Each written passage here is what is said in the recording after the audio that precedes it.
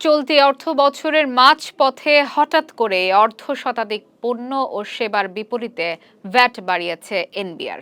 আওয়ামী লীগ সরকারের পতনের পর সাধারণ মানুষ অর্থনৈতিক খাতে স্বস্তির প্রত্যাশা করলেও অস্বস্তি ক্রমেই বাড়ছে। এর মধ্যে ভ্যাট বাড়ানোয় তা ক্ষোভের সৃষ্টি করেছে। তাই তীব্র সমালোচনার মুখে বাড়তি ভ্যাট আরোপের সিদ্ধান্ত আবারও পরিবর্তন করতে যাচ্ছে অন্তর্বর্তী সরকার। এ বিষয়ে আংশিক সরে আসার সিদ্ধান্ত নিয়েছে এনবিআর।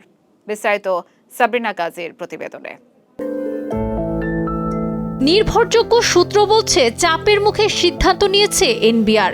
3 খাতে ভ্যাট কমতে পারে বলে এনবিআর সূত্রে জানা গেছে। কমানো হচ্ছে মোবাইলের রিচার্জ, রেস্টুরেন্ট ও ঔষধের ওপর ভ্যাট ও সম্পূরক শুল্ক।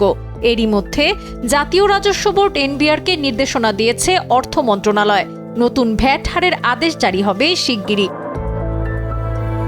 জানা গেছে, এনবিআর চেয়ারম্যান মোহাম্মদ আব্দুর রহমান খানের সঙ্গে অর্থ উপদেষ্টা ডক্টর সালেউদ্দিন আহমেদের ভ্যাট ইস্যুতে দীর্ঘক্ষণ আলোচনা হয়েছে। অর্থ মন্ত্রণালয়ের সূত্র জানায়, আলোচনা শেষে অর্থ উপদেষ্টা ঔষধ, রেস্তোরাঁ ও মোবাইল খাতের ওপর দ্রুততার সঙ্গে ভ্যাট কমাতে এনবিআর চেয়ারম্যানকে নির্দেশনা দিয়েছেন। এর আগে অধ্যাদেশ জারি করে অত্যাবশ্যকীয় ঔষধের ক্ষেত্রে স্থানীয় পর্যায়ে ভ্যাট হার 2.4% থেকে বাড়িয়ে 3% করা হয়েছিল। রেস্তোরাঁ ব্যবসায় 1 লাফে 5% থেকে বাড়িয়ে 15% করা হয় ভ্যাট। মোবাইল ফোনের সিম ব্যবহারের ওপর সম্পূরক শুল্ক 20% থেকে বাড়িয়ে 23% করায় এর প্রভাব পড়েছিল ফোনে কথা বলা ও ইন্টারনেট ব্যবহারে। এনবিআরের সদস্য মোহাম্মদ বেলাল হোসেন চৌধুরী গণমাধ্যমকে বলেছেন, হোটেল, রেস্তোরাঁ খাতে ভ্যাট আগের মতোই 5% করা হয়েছে। আজই আদেশ জারি হবে।